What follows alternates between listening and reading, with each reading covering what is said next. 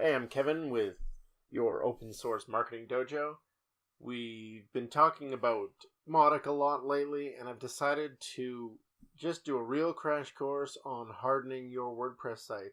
I had a guy I know get hacked, and he asked some questions, and I thought, you know what? I should review how I've been doing my best practices and make some videos to share with those people who are using WordPress for their landing pages and their different marketing tools so that they can do the same things that I'm doing to keep their site from being hacked.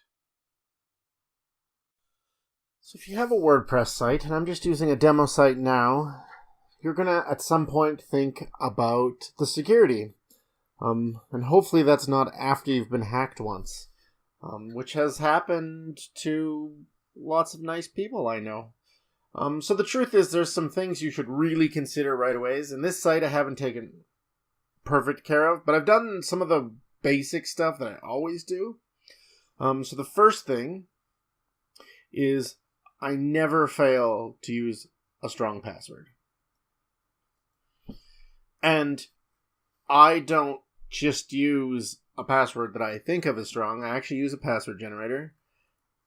I normally turn it up to 22. I make sure it's got all the special characters.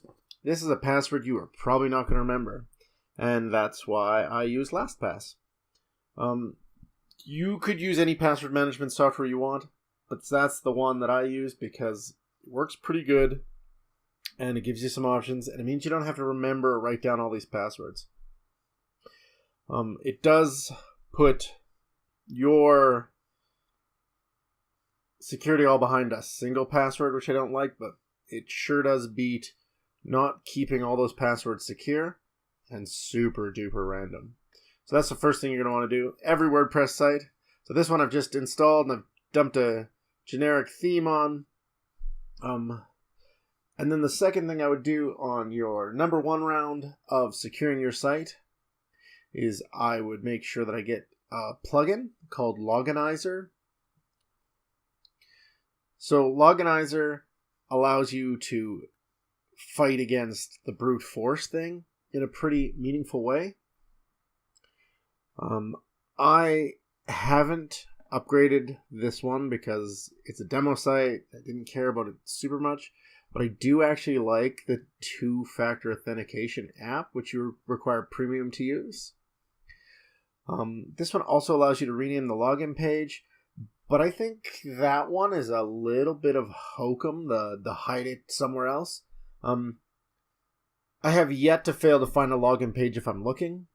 Anybody who actually is going to hack your site isn't going to have that much hassle with it. And the truth is, this is 1,000 times better than hiding it anyways. You'll see the permissions on relative path. So what they suggest for PHP config is actually to make it so it's read-only.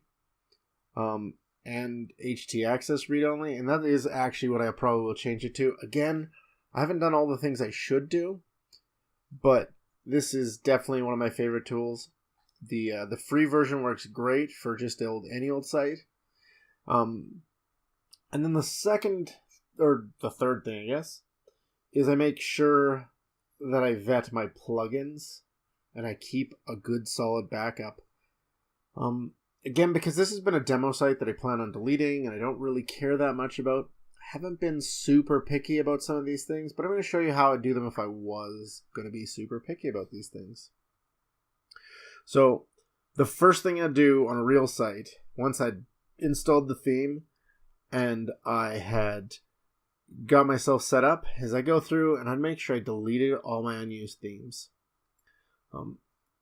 So the theory here is that because these themes sit on your install and exist as code to enter, there's a possibility if somebody finds a theme that has a security fault, they might be able to force it to be the active theme or just go in through the theme's code and hack your site that way.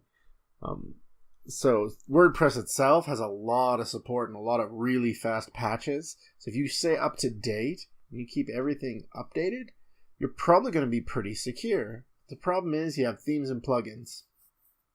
And then the second thing would be to only use plugins that you vetted to some level. So these are the plugins I have installed on this site, and what you notice pretty fast is that they're all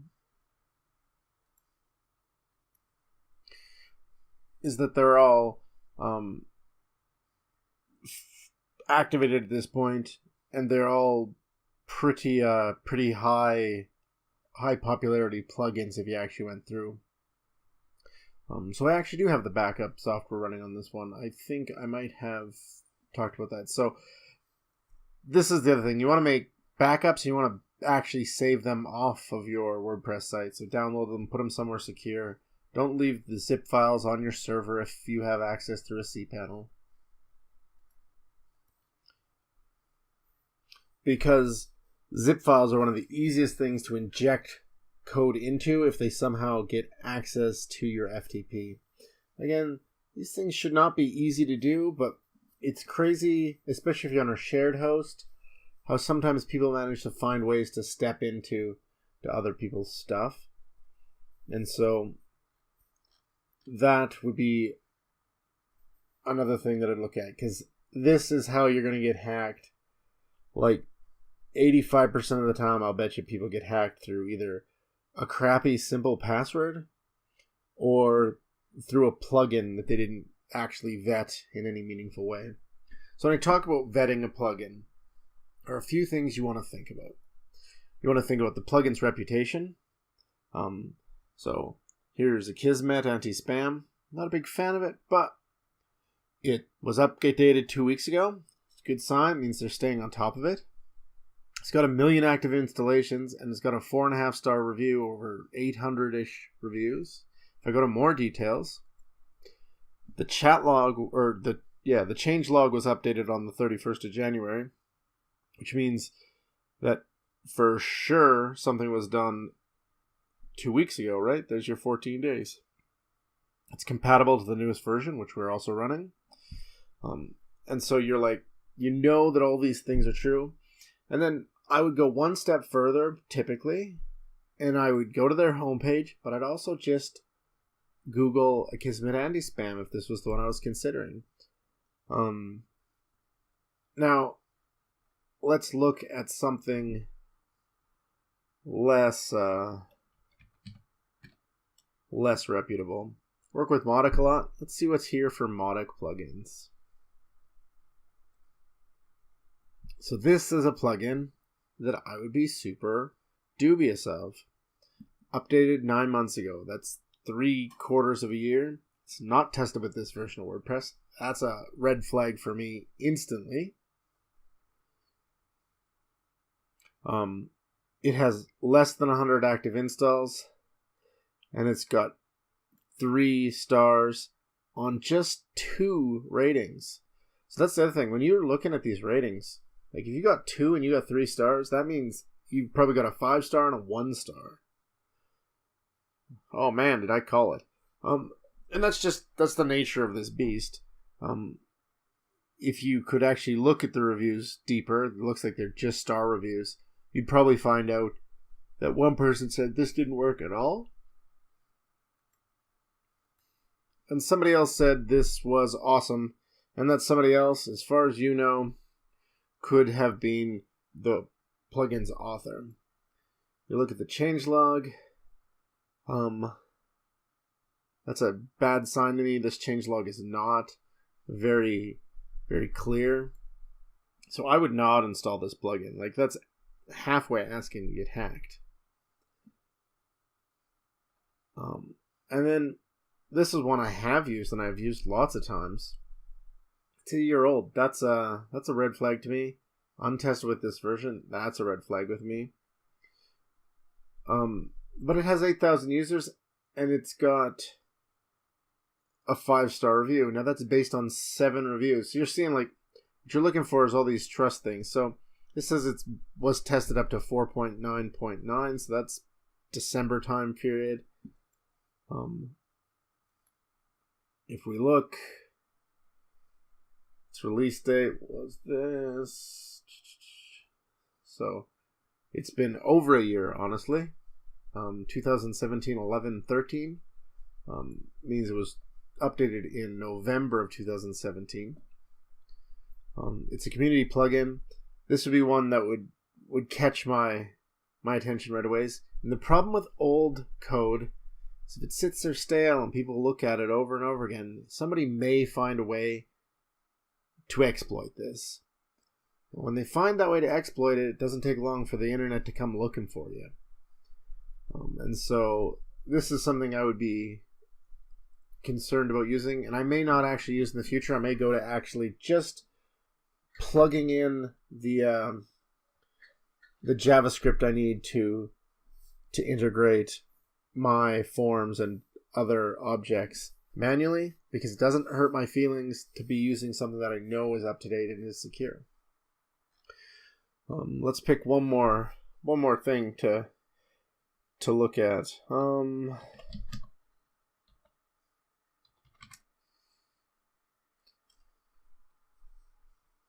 So here again we got 6 months, 3 months, 2 months, but this one has 700,000 active installs. Redux is a simple, truly extensible, and fully responsive option framework for WordPress themes. So I'm just looking at general, see what's under recommended. So now the recommended ones always pass the test, right? So it was done 3 weeks ago, 17 hours ago, 1 week ago. Million installs. These are common plugins that you're going to see all the time. And so I think this is a great way to get yourself where you're at. And then again, I'm going to talk just 2 more minutes about your backups. So I'm using Updraft. Updraft is my girl of choice for free backups, because you can also restore from the free version, which is a really big deal, honestly. And so this is the one I pick. But if you're looking to harden your site, in this first video, you want to make sure you do a couple things. You want to make sure you have implemented a strong password. And if you're going to have users on your site, get a plugin to force a strong password. You want to make sure you have a backup for your site that exists and you know is clean. So when you have a clean version, make a copy and then back that up a second time for yourself so you know it's not going to get wiped somehow.